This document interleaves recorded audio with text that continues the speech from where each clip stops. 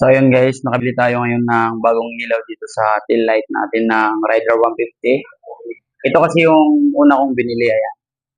Tapos ito naman yung pangalawa nating binili ngayon, ayan. Try muna natin yan sa brake. So ayan guys, i-pre-preno natin.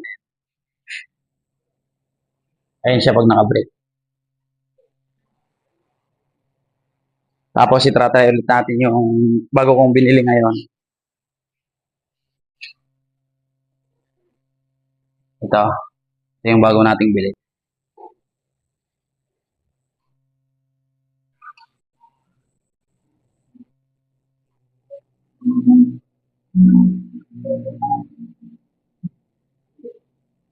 Hirap.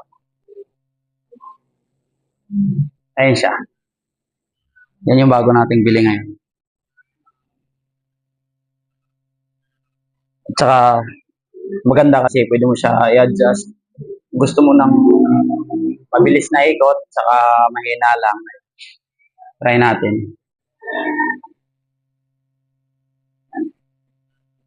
Yan, pinahinaan natin.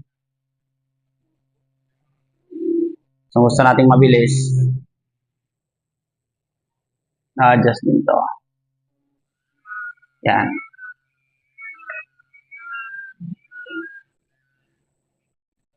Tapos, pwede mo siya baliktarin. Lang papakita ko lang sa inyo.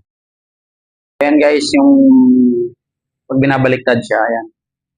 Yan yung ikot niya. Sige nga, i-brake mo nga. I-preno mo. Ayan. Yan siya pag i-brake. Bitawan mo. Bitawan mo. Yan.